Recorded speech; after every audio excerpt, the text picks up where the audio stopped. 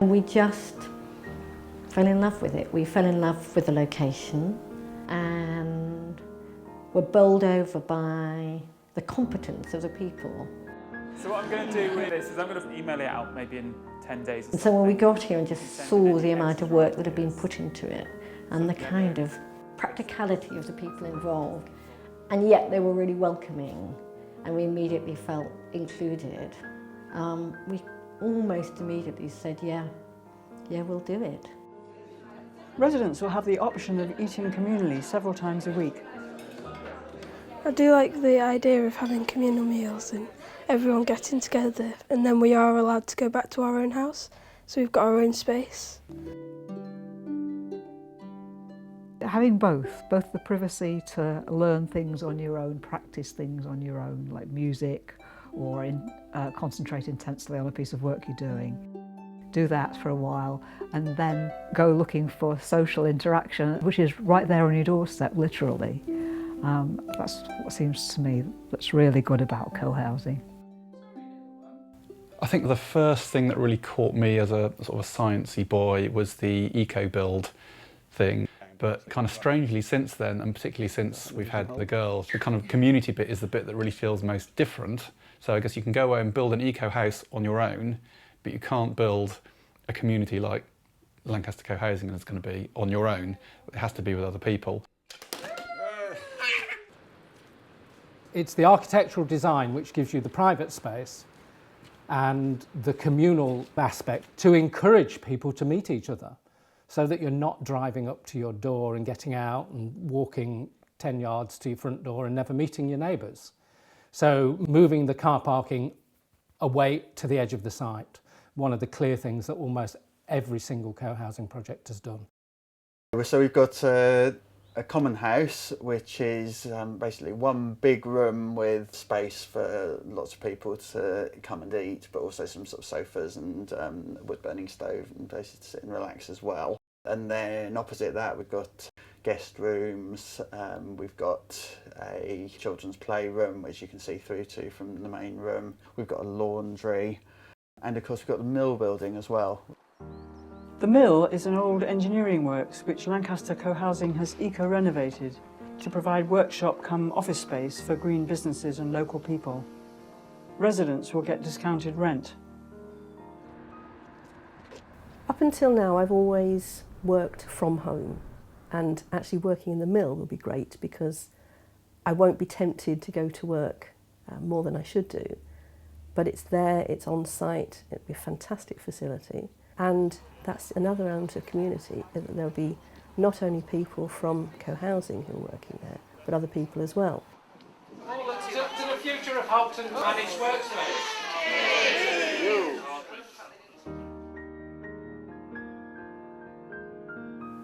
With 41 homes, the project is the UK's largest development of passive house, a type of eco-house first pioneered in Germany. The whole concept behind Passive House is essentially to create a super insulated envelope. I mean, we've got insulation that is way beyond what current building regulations would require. The idea is that, I mean, we all generate heat from our bodies, from cooking, from just generally computers. All that contributes to the sort of background heat of your house. You've then got this south-facing slope that goes down to the river, where we get all the sunlight. On the north face, we've got limited windows, reducing the amount of heat loss. You're heating your house passively.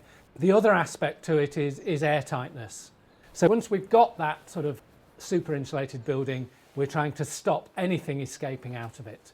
And it's about real attention to detail. Each home will have a ventilation system to maintain air quality and is constructed from natural and recycled materials. Energy will come from renewable sources, on-site solar, biomass boiler, and a local hydro scheme.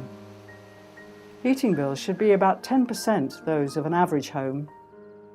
I can't wait to move into a house that, you know, I don't have to worry about holes in the ceiling or damp or or anything. That'd be really lovely not to have to think about those things. So that would be great from a new house, new eco house point of view.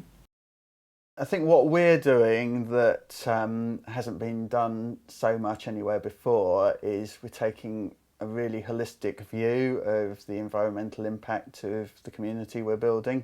So we're not just building houses, we're also building a community which has transport impacts and food impacts and those sorts of things, and people are thinking really carefully about those impacts and how we live as a result. Lift sharing and car sharing, so there'll be people travelling to the same places. One obvious one is the university. There'll be a car share scheme and communal laundry. Waste disposal and food buying are being organised to reduce environmental impact. Everyone has an equal say in decisions. We've not compromised those very high ambitious ideals. We are still pretty much doing the project that we set out to do, which was, we talked about being groundbreaking. We talk about it being intergenerational. We were at a meeting last night and we had a meal after it, and Alistair sat at that meal table and just participated as if he was there with his peers. So I think it's an opportunity to have almost an extended family, but also to grow up with people who are so different and from such different backgrounds and do such interesting and different things. So it exposes them to a broad range of people and experiences. People are a bit mad. Explain. Way. They're special. There's no other group of people like them. Some of the residents are visiting their partly finished homes and can now really visualise the benefits of living there. Us, like many people, have moved away from our direct families, so from a support network point of view, I think it would be brilliant for us. This one here is our house. From Martha and Eliza's point of view, I think it'd be fabulous to have other children around all the time. You know, just a very easy, relaxed, fun, go running off into the common house when they want to. The pedestrian street would be great just to run around in. I've visions of, we'll be able to be in our house and we can kind of send Martha through to the co-house to go and collect something for us, or maybe we'll be in the co-house and we say, oh, actually, can you just go and get that bottle opener that's in our house or something like that, and we can kind of send her around. She can kind of, almost be a place where she can kind of learn to be independent.